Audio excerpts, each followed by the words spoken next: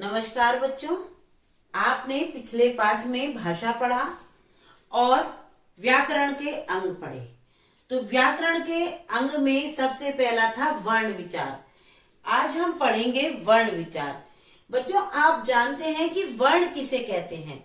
वर्ण भाषा की वह छोटी से छोटी इकाई होती है जिसके हम खंड नहीं कर सकते, अर्थात जिसके टुकड़े नहीं कर सकते। दूसरा टॉपिक आता है वर्णमाला। जिस प्रकार से अगर हम फूलों को एक साथ पिरो लें तो वो हमारी क्या कहलाती है? माला। जिस प्रकार से मोतियों को अगर हम पिरो लें एक साथ तो वो क्या कहलाती है? माला। उसी प्रकार से वर्णों को अगर हम व्यवस्थित क्रम में रखते हैं तो वह हमारी कहलाती है वर्णमाला।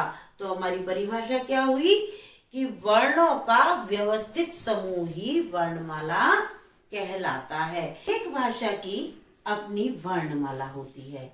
इसी प्रकार से हिंदी की भी अपनी वर्णमाला है। और हिंदी की वर्णमाला किस प्रकार से है? स्वर, व्यंजन। तो स्वर और व्यंजन कौन कौन से हैं? स्वर होता है जो हम स्वतंत्रता से बोल सकते हैं, जैसे ए, आ, ई, उ, री, ए, ऐ, ओ, औ। तो ये हमारे स्वर होते हैं और ये संख्या में 11 होते हैं। दूसरा आता है व्यंजन।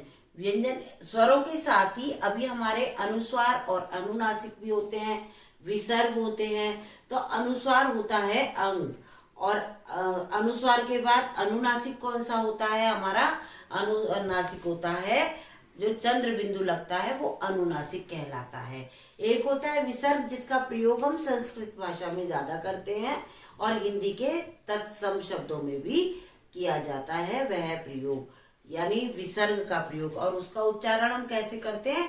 है की भांति करते हैं। ठीक है। एक होती हैं आगत ध्वनियां। आगत ध्वनियां कौन सी? जो हमारी दूसरी भाषाओं से शब्द आ गए हैं। दूसरे होते हैं व्यंजन। व्यंजन कौन कौन से होते हैं बच्चों? व्यंजन होते हैं क से लेकर है तक, और फिर उसके बाद संयुक्त व्यंजन होते हैं। ठीक है। तो क, ख, ग, घ, ण, चा, छा, जा, झा, या, टा, ठा, डा, ढा, णा, ता, ता, दा, दा, ना, प, फ, ब, भ, म, य, र, ला, व, श, श, स, ह। तो ये संख्या में 33 होते हैं। और शय, त्रय, ज्ञ और श्रय, ये 4 होते हैं संयुक्त व्यंजन। तो इस प्रकार से हमारे कितने हो गए? ये 33 तो हो गए है तक, और 4 हो गए ये, तो कितने हो गए? 33 और 4 37। एक होता है ड, यानी जो कि इस तरीके से लिखते हैं हम, और एक होता है ळ, यानी 2 ये हो गए। तो हमारे आगे कितने हो गए?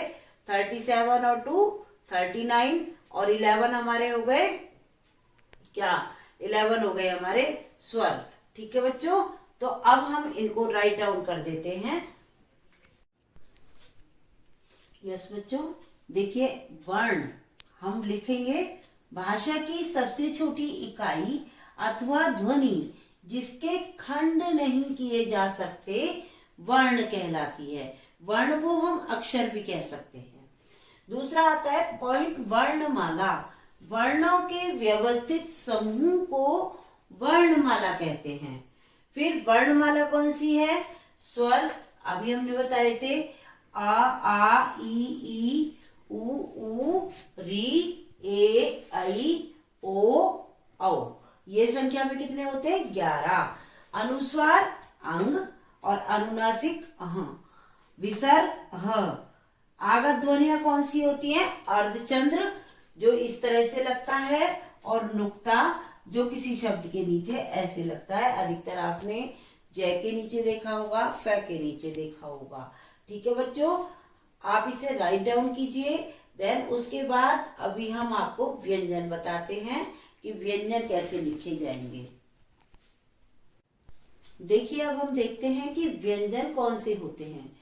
व्यंजन होते हैं क, ख, ग, घ, ण, च, छ, ज, झ, ञ, ट, ठ, ड, ढ, ण, त, थ, द, ध, न, प, फ, ब, भ, म, य, र, ल, व, श, स, ह, श, त्रे, गे और श्रे।